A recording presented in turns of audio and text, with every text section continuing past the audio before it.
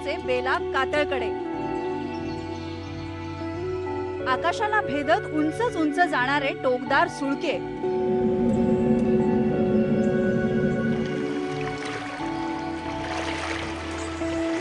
विस्तीर्ण पसरलेला मुळशीचा निळाशार जलाशय आणि दोन डोंगरांच्या घळीमध्ये खाली उतरत जाणारं हिरवं गच्च जंगल. पश्चिम घाटातल्या ताम्हिणी अभयारण्याची ही अगदी हटके ओळख.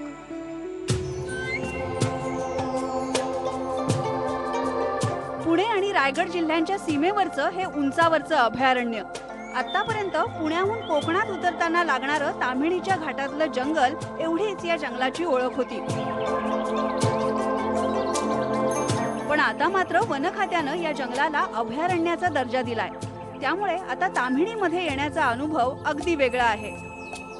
वाऱ्याशी पैजा घेत सह्याद्रीच्या डोंगर रांगांमधून फिरण्याची मजाच काही और आहे. आपण आता आहोत ताम्हिणी मधल्या गरुड माचीवर. हे उंच खडे डोंगर आणि दरीत सांडलेलं जंगल. इतकी वर्ष या डोंगर कड्यांनी हे जंगल असंच जपून ठेवलं होतं. आता याचं अभयारण्य झालंय. हे अभयारण्य पाहायचं असेल तर गरुडाच्या नजरेनंच पाहायला हवं. ताम्हिणीच्या परिसरात डोंगर रांगांच्या मधल्या घळींमध्ये सदाहरित जंगलांचे भाग आहेत.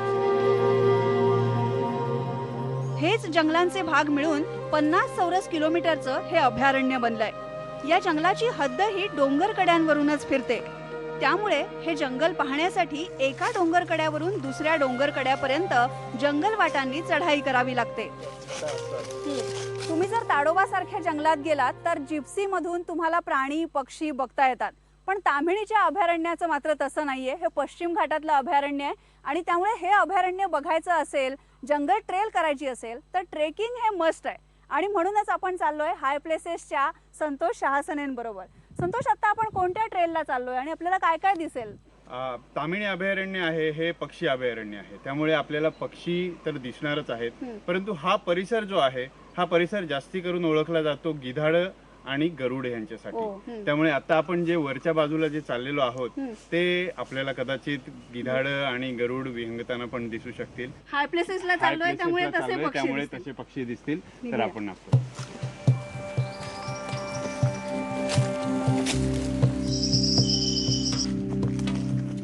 उंच झाडांच्या गर्दीतून, बेलींच्या गुंत्यातून ओढे पार करत आम्ही या जंगलाचा अदमास घेतला. इथे हिरडा, बेहडा, जांभूळ, उंबर, ऐन, भेरल्या माड, काटेकुंबळ, रानबिब्बा, करमळ असे मोठमोठे वृक्ष आहेत. त्याचबरोबर रामेठा, धायटी, अंजनी, पांगारा, काटेसावर अशा झाडांचा बहरही अनुभवता येतो. उंब झाडाची रंगीबेरंगी पालवी हा तर ताम्हिणीचा वसंत ऋतूतला सुंदर चेहरा. या जंगलात आधी ताम्हण नावाच्या झाडांचं प्रमाणही खूप होतं. म्हणूनच या जंगलाचं नाव ताम्हिणी.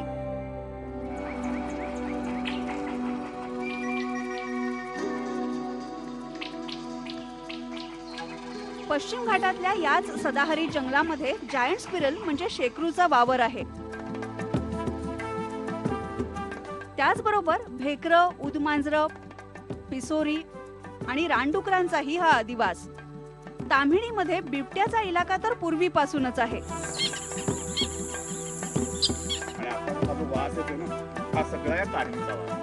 पुण्याचे वनाधिकारी सुनील लिमये यांच्याबरोबर ट्रेकिंग करत करत या जंगलाचं महत्त्व जाणून घेणं हाही एक लक्षात राहणारा अनुभव. या सगळ्या मोठ्या कड्यांवर जे तुम्हाला छोट्या छोट्या जागा दिसत आहेत त्या सगळ्या क्लिफमध्ये अत्यंत महत्त्वाचं आपल्याला व्हर्चर सापडतं. त्याचं नाव आहे लॉंग बिल्ड व्हर्चर. आपण सगळ्यांनी ऐकलं की पांढऱ्या पाठीचं गिधाड जे कमी झालंय तसंच झालंय. तर इथं वेगवेगळे रिसर्च सुद्धा चाललेले आहेत. म्हणजे पर्यटकांसाठी वाघ किंवा बिबळ्या हे मोठे प्राणी जर सोडले तर छोटे प्राणी पक्षी आणि ॲडव्हेंचर टुरिझम हे बघण्यासाठी अतिशय सुंदर जागा आहे. म्हणजे याला अतिशय उत्तम फॉरेस्ट बघायचं आहे त्यासाठी प्लस व्हॅलीसारखी जागा आहे. त्यामुळे फॉरेस्टमधले प्राणी पक्षी व्यतिरिक्त खरं जंगल काय असतं आणि या जंगलामध्ये ॲडव्हेंचर टुरिझम करून आपल्या जंगलाचा कसा आनंद घेता येईल अशी एकमेव जागा जर कुठली असेल आपल्या पाहण्यातली ती ताम्हिणी सांगची होती. ताम्हिणीचा उंच डोंगरांचा टापू शिकारी पक्ष्यांसाठीही ख्यातनाम आहे.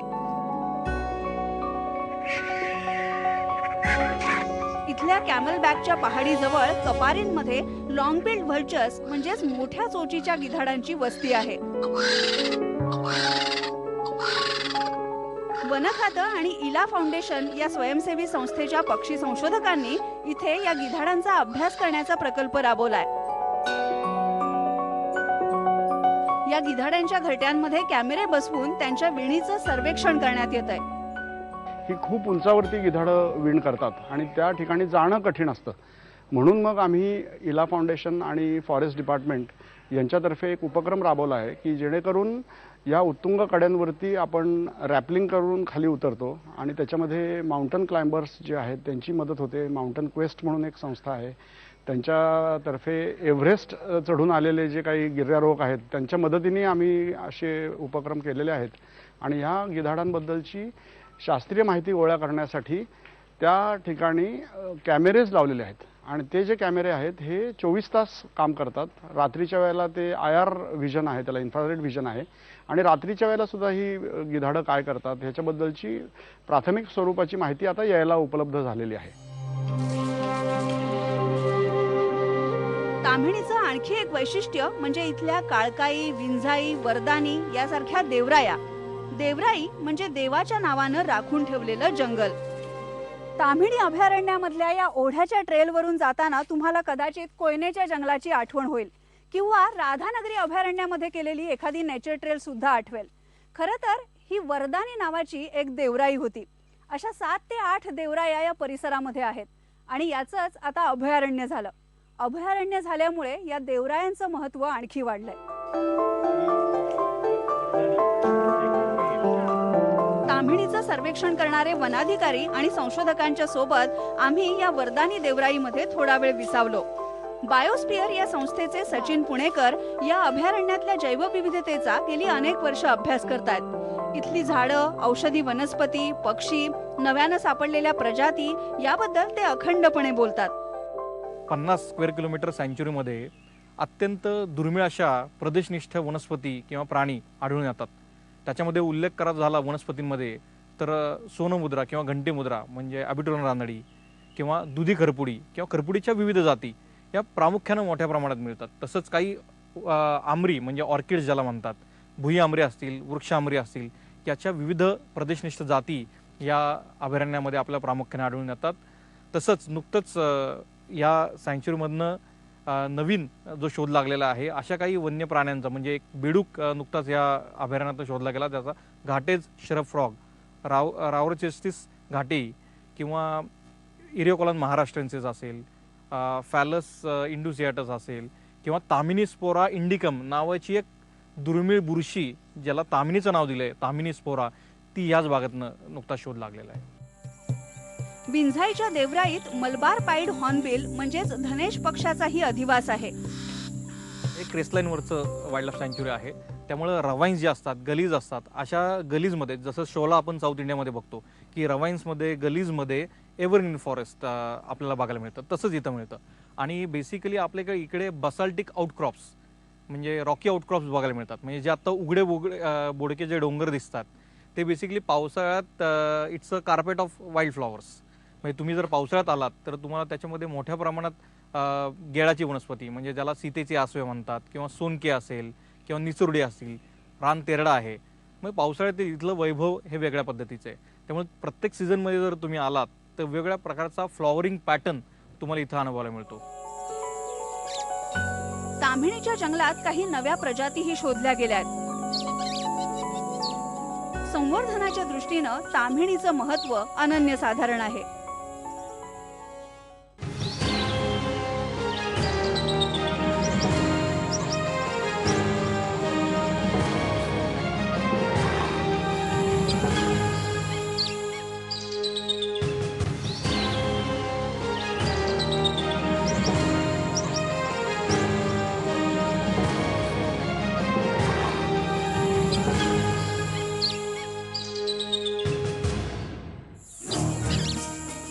ताम्हिणीचं जंगल हे उंच कड्यांवरचं दरीमधलं जंगल म्हणून नावाजलेलं आहे.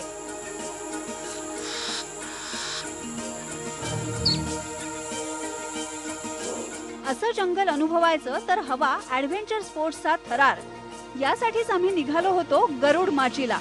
मुळशी तलावाच्या काठानं जाणाऱ्या नागमोडी रस्त्यानं डोंगर चढून गेलं की हा डोंगर कड्यांचा, उंच उंच सुळक्यांचा आणि खोल दऱ्यांचा मुलूख लागतो. इथली जंगल आणि एक महत्वाची गोष्ट केली हाय प्लेसेस या संस्थेचे वसंत लिमये यांनी 10 वर्षांपूर्वी ताम्हिणी गावाच्या परिसरामध्ये ही गरुड माचीची कॅम्पसाईट नावारूपाला आणली. इथले कॅमल बॅक, फॅन्टम हेड यासारखे उंच कडे आणि नद्यांच्या प्रवाहांनी वर्षानुवर्ष छेदत नेलेल्या गळी याबद्दल ते भरभरून बोलतात. मी गेली 40 वर्ष डोंगरात भटकतोय, गिर्यारोहण करतोय. यांनी एक निसर्गाशी नातं निर्माण झालं. आजकाल हे लोकप्रिय होत चाललंय. तर मला असं वाटत नाही की वनविभाग किंवा संवर्धन किंवा कॉन्झर्वेशन हे आणि पर्यटन किंवा साहस हे एकमेकांच्या विरोधात आहेत. हे एकत्रितपणे येऊन नांदू शकतात आणि ते तसे नांदले तर जी मंडळी इथे निसर्गात येणार, निसर्गाचा आनंद लुटणार, त्यांना निसर्गाचं महत्त्व वेगवेगळेपणाने सांगायला लागत नाही. तर यामुळे या दोन गोष्टी एकत्रित कशा येतील यासाठी वनविभागाचे प्रयत्न हे खूप महत्त्वाचे ठरणार आहेत. यासाठी या भागात असणारं ॲडव्हेंचर टुरिझम किंवा निसर्गातल्या सहली, पक्षी निरीक्षणासाठी होणाऱ्या सहली, हे प्रकार जर इथे जास्त लोकप्रिय करता आले तर लोक उन्मेष होऊन नाही आम्हाला ताम्हिणी अभयारण्यात जायचंय असं होऊ शकतं. ताम्हिणी जवळची ही प्लस व्हॅली पाहिली की आपल्याला अमेरिकेमधल्या ग्रँड कॅनयनची आठवण होते. या प्लस व्हॅलीमध्ये कुंडलिका नदीचा उगम होतो. हीच कुंडलिका पुढे आपल्याला कोलाडला पाहायला मिळते. इथल्या राफ्टिंगची क्रेज आपल्या सगळ्यांनाच आहे. हाय प्लेसेस तर्फे इथल्या गरुड माचीवर rappelling, climbing, valley crossing, river crossing अशा ॲडव्हेंचर ॲक्टिव्हिटीज केल्या जातात. ॲडव्हेंचर स्पोर्ट्सच्या निमित्तानं इथे येणाऱ्या पर्यटकांना आणि साहसवीरांना ताम्हिणी अभयारण्याच्या संवर्धनामध्ये सामावून घेण्याचा वसंत लिमयेंचा विचार आहे. इथे काही एस्टॅब्लिश ट्रेल्स म्हणजे जे काही मार्ग आहेत की जे आखून दिलेले आहेत, परंतु ते सहजपणे पार करता येतात. एका ठिकाणी कुठेतरी गाडी पार्क केली, चालत गेलं, पलीकडे उतरलं, पुन्हा गाडीने परत आलं, असे काही ट्रेल्स इथे सहजपणे तयार होऊ शकतात. कारण हे चिंचोळ अभयारण्य आहे. 51 स्क्वेअर किलोमीटर जरी असलं तरी ते अंदाजे 2.5 ते 3 किलोमीटर बाय 25 किलोमीटर किंवा 20 किलोमीटर अशा आकाराचं हे अभयारण्य आहे. तर ह्या अभयारण्यामध्ये आडवे जाणारे काही मार्ग असू शकतात. या ट्रेल्सवरती मग पक्षी निरीक्षणासाठी जाता येऊ शकतं. इथे काही कडे आहेत, तिथे रॉक क्लाइम्बिंगसाठी जाऊ शकतात. इथे जवळपासच एक प्लस व्हॅली म्हणून प्रकार आहे, ज्याला स्थानिक लोक गोल म्हणतात. तो कुंडलिकेचा उगम आहे. म्हणजे तिथे नैसर्गिकरित्या तयार झालेली 3 कुंड आहेत आणि पाण्याचा प्रवाह एका कुंडातून दुसऱ्या कुंडात असं पडत कुंडलिकेचा उगम होतो. म्हणजे कदाचित ते नावही त्यावरून आलं असावं, कुंडातून उगम पावणारी ती कुंडलिका. त्या व्हॅलीमध्ये रॉक क्लाइम्बिंगला खूप शक्यता आहेत की जिथे रॉक क्लाइम्बिंगचे कॅम्प्स होऊ शकतात. तर अशा तऱ्हेने हे वापरता येऊ शकतं. पुढे जाऊन ही कुंडलिका राफ्टिंगसाठी वापरता येते. इथल्या डोंगर कड्यांवरून ताम्हिणीचा अनुभव घेताना सभोवताली कितीतरी विलक्षण गोष्टी दिसतात. ताम्हिणी अभयारण्याच्या कडेनं दिसणारा हा टाटा पॉवरचा भीराचा जलाशय, मुळशीचा तलाव आणि हा भीराचा जलाशय या दोन्हीसाठी ताम्हिणी आणि मुळशी ही जंगलं खूपच महत्वाची आहेत. एवढ्या उन्हाळ्यामध्ये सुद्धा मुळशीच्या तलावामध्ये हा पाणी साठा आहे. याचं मुख्य कारण आहे मावळ प्रांतातल्या नद्यांची खोरी. मुळशीचं धरण ज्या मुळा नदीवर बांधण्यात आलंय त्या नदीचा उगम ताम्हिणी अभयारण्याच्या परिसरामध्येच होतो.